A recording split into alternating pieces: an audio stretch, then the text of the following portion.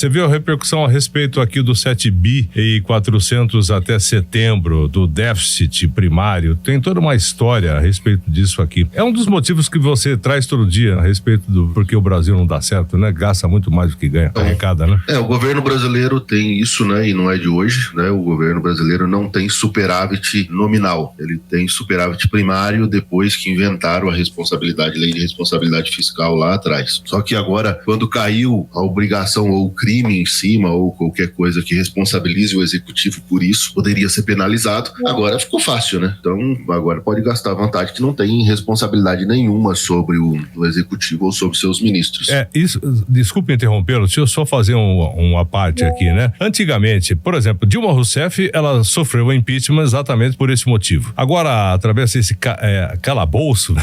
Arcabouço, calabouço, enfim, o que é que de repente vai acontecer com o Lula se de repente as contas não fecharem? Nada, né? Nada. Não tem responsabilidade, nem tem responsabilidade civil sobre isso. É um assunto que cabe muita discussão em cima e já passou, né? O Congresso aprovou, aceitou, que estava no oba-oba de ganhar a eleição, né? E aí, no período de transição, quando o presidente Jair Bolsonaro tinha saído do país, e aí acabou que aprovaram isso no oba-oba lá e passou. Então, de acordo com os dados divulgados pelo Banco Central, e aí ninguém pode contestar isso, porque é o próprio Banco Central, é a própria instituição onde metade ou mais da metade já dos diretores que estão lá, porque já está no período de transição, os que vão sair, para os que vão permanecer, já são desse governo, anunciaram que tem um déficit primário nas estatais de 7 bilhões e 400 milhões de reais. Até setembro. De janeiro a setembro. Tem mais tempo ainda. Outubro e novembro não conta ainda, né? Outubro não foi ainda. Então vamos lá, tem mais. O buraco é mais embaixo. Acho que já passa de 8, mas não podemos falar porque não temos esse dado. O valor representa aí uma alta pequena, só 258,9% em relação ao rombo das estatais registrado no mesmo período do ano passado, né? Que foi de 2,06 bilhões.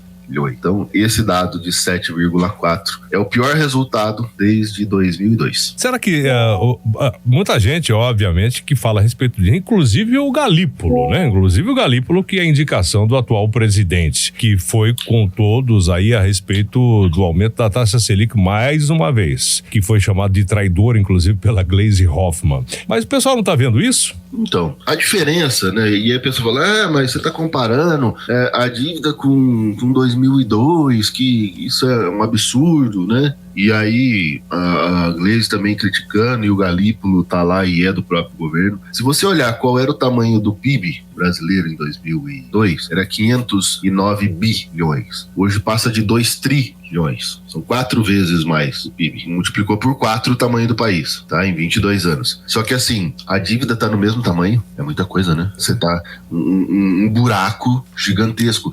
Por quê? Porque você não tá excedendo esse 7 bi igual era a arrecadação. Você tá excedendo a arrecadação 4 vezes maior, mais o 7 bi. E a respeito do PIB, Rogério, um número que me deixou aqui boquiaberto mais uma vez. 78,3% do PIB, dívida bruta do Brasil, 78,3% de tudo que o Brasil produz e arrecada. Isso é uma coisa que nunca vai baixar. Na verdade, você precisa de crescimento econômico para esse percentual baixar. Por quê? Porque os países emitem dívida e não vão pagar essas dívidas nunca. São dívidas soberanas, já são chamadas de soberanas. Pensa assim, os Estados Unidos devem quase 100% do PIB. Com o Trump, falam-se que vai dever 142% do PIB em 4 anos. Tá, com o crescimento econômico que os Estados Unidos vai ter, não vai ficar em 142, vai ficar em 120 e poucos, 130 e poucos por cento. Vai vir outro presidente e vai continuar, aí começa a gastar menos, né? Porque aí vem um democrata depois, vamos pensar assim, e aí vai gastar menos, vai fazer lá os seus controles de gastos, isso e aquilo, e aí vem uma enxugada na dívida. E assim funciona no Brasil também. Você deixou... Expande a dívida e diminui, expande e diminui. Viu, você deixou entender que democrata gasta menos e republicano gasta mais? Não. Eu disse que um governo é obrigado a gastar menos em detrimento ao outro que gastou mais. Obrigado. Não tem nada a ver com viés político. O governo de agora estourar os orçamentos e deixar a dívida muito gigante, o problema gigantesco, o próximo governo vai ter que cortar muito, fazer pouco, gastar pouco, mostrar pouco trabalho, e aí é fácil voltar pro poder depois que se você deixou o negócio todo estourado na mão dele. Um grande abraço, eu sou o Rogério Araújo da Roar Educacional. Quer saber mais sobre investimento? Acesse rogerioaraújo.com.br.